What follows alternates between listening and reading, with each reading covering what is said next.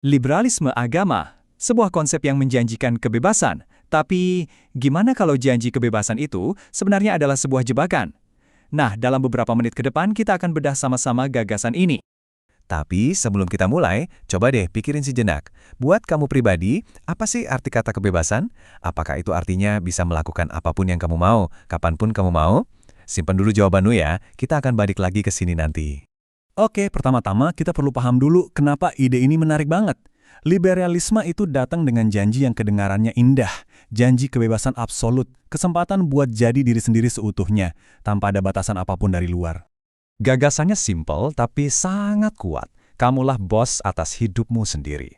Kamu berhak memilih nilaimu, tujuanmu, dan jalan hidupmu bebas dari batasan-batasan eksternal kayak tradisi, masyarakat, atau bahkan agama. Inilah janji inti dari liberalisme. Kedengarannya keren banget kan? Tapi, disinilah ceritanya jadi lebih rumit. Sekarang, mari kita lihat sisi lainnya. Sebuah kritik tajam yang bilang kalau pandangan tentang kebebasan ini punya cacat yang mendasar. Pertanyaannya jadi begini, gimana kalau kebebasan tanpa batas itu justru punya harga yang sangat mahal? Gimana kalau di balik janji pembebasan, ternyata ada sesuatu yang justru mengancam? Coba perhatikan gambar ini.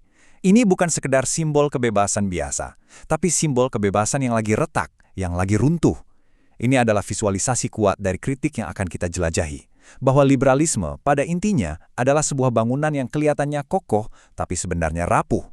Jadi, kenapa ada yang menyebutnya rapuh? Kritik ini berargumen bahwa kebebasan absolut yang ditawarkan liberalisme pada akhirnya bisa jadi bumerang yang menghancurkan dirinya sendiri. Senjata makan tuan, gitu. Dan inilah jantung dari kritiknya. Agama pada dasarnya itu kan soal ketundukan pada kekuatan yang lebih tinggi. Sementara liberalisme pada dasarnya adalah tentang kebebasan dari semua aturan eksternal. Para kritikus berpendapat kedua ide ini secara alami bertentangan. Ya, kayak minyak dan air, gak akan pernah bisa nyatu.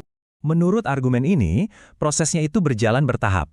Dimulai dari keinginan untuk membebaskan diri, yang kemudian bikin kita mengabaikan batasan-batasan dalam agama. Tanpa ada batasan sebagai panduan, seseorang bisa kehilangan arah, dan akhirnya nilai-nilai yang jadi fondasi hidup pun runtuh. Nah, selain dianggap rapuh, kritik ini juga melihat liberalisme sebagai sebuah jebakan intelektual. Sebuah ide yang kedengarannya begitu modern, maju, dan memikat, tapi bisa jadi sangat menyesatkan. Slide ini nunjukin jebakannya dengan sangat jelas.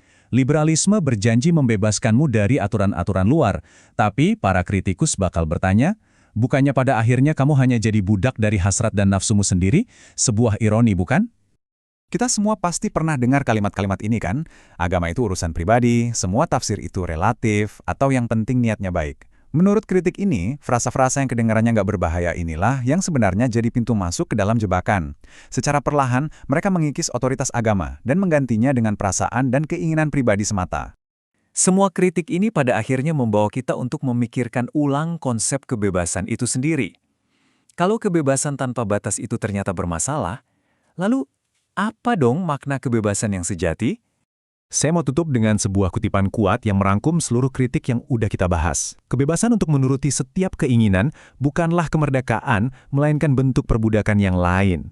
Sebuah pernyataan yang menantang kita untuk melihat lebih jauh dari sekedar gagasan kebebasan di permukaan dan memikirkan maknanya yang lebih dalam. Jadi, setelah melihat kedua sisi ini, saya kembalikan pertanyaan di awal tadi kepada Anda.